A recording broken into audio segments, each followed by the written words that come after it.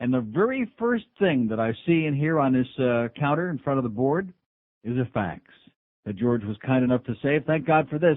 And this, it's appropriate because 23 years on the air in this town. One thing about Miami, unlike the Hallmark people who care enough to send their very best, Miami always cares enough to send their very worst.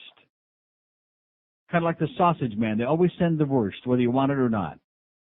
They've always got a complaint, and just what we needed was another no-life misfit who doesn't have the balls, by the way, to sign his name or its name or whatever it is, just J.E. in Pompano Beach. Probably short for J-E-R-K, but nevertheless, J.E. Great facts. Dear WQAM. Now, first of all, do you understand this? Dear WQ, that's like writing to Dear Uncle Sam. Huh? Right? In other words, like WQAM is like a person, a thing. I'm trying to understand what the deal is with your radio station. I've just relocated to this area. You are apparently a sports station when Hank is not talking about how he cut in line at some fabulously overpriced restaurant and bested while winning horse that same night. That was funny. And, of course, when Neil Rogers, spelled with a D, is not talking about how the fans or the media in this town know nothing about hockey. That is to say, when he's not talking about the Pope, the media, the Republican Party, or performing fellatio on a South American male with a foreskin. Oh! Very insightful and entertaining. The shock value is minuscule. It is a lame act. Shock value.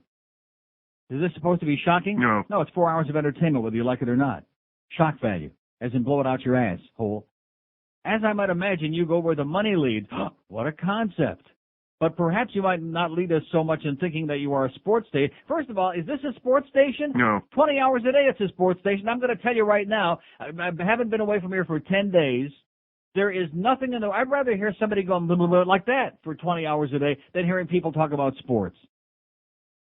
If there's been a more terminal, and I don't care what the powers that be think about this, it's a fact. It's a group circle jerk for a bunch of no-life, overgrown adolescents who refuse to grow up. If there's a more boring format than all sports radio in America, I haven't heard it yet. So thank God for this show of giving people a 4-hour break so that they can, build their constitution back up to hear more about what the point spread is on Villanova-Vassar tonight, on the Hofstra-Temple game, on the Temple-Yeshiva game.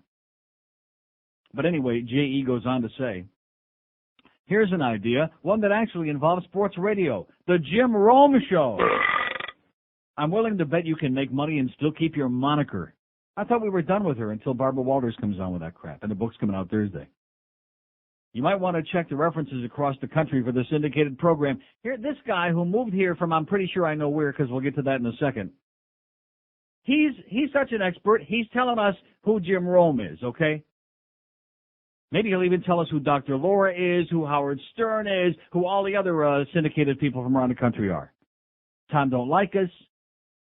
Think about it. Jim Rome, noon to 4 p.m., Monday through Friday.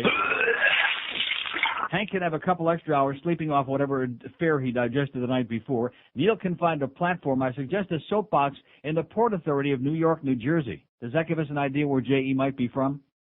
That actually suits his whiny act instead of demanding the listeners do. By the way, Neil, when I wish to listen to real issues, I'll dial up NPR. Please, here's the best part. Please curtail the dreck you currently offer, concerned J.E. in Pompano Beach. He's concerned. J.E., who, like I said, hasn't got the balls even to sound like a first name, much less the whole name, is trying to say, I have no line, but just doesn't know how to get right to it. So he goes through this convoluted way of all around the mulberry bushes saying, I have no line. And obviously there's not. Another misfit, just what we need, another loser from New York. Maybe this guy's like from Englewood, New Jersey, because they probably wouldn't let him across the goddamn bridge. Maybe he's waiting to meet William Holden at the foot of the George Washington Bridge. What a jackass. And isn't it interesting, by the way? Another one of these guys, and you know he's listening right now, whoever it might be, can quote chapter and verse as much as he is repelled and as grotesque it is. And here's a pseudo-intellectual that hears all these important issues discussed on National Public Radio, but listens to the Jim Rome Show. What does that tell you? Weak. I mean, contrived controversy, the most unctuous, the most pathetic. Assuming that anybody with a brain wants to hear about sports 24 hours a day, do they want to hear the Steve Kane of sports talk radio? No. Jim Rome, oh my God, look at that uniform, it's dirty. Don't you laundry the uniforms before you come out here on the field? No. And he'd make a 4-hour show out of that. Garbage.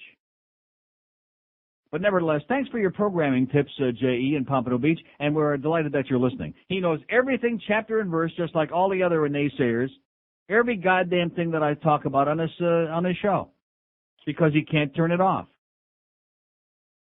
But hey, maybe we can get the Jim Rome show from 2 to 3 in the morning instead of that scratchy voice. What's that Pharrell on the radio? Oh, God.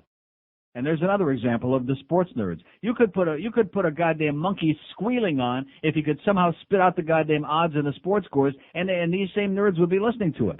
Terminal, coma-inducing.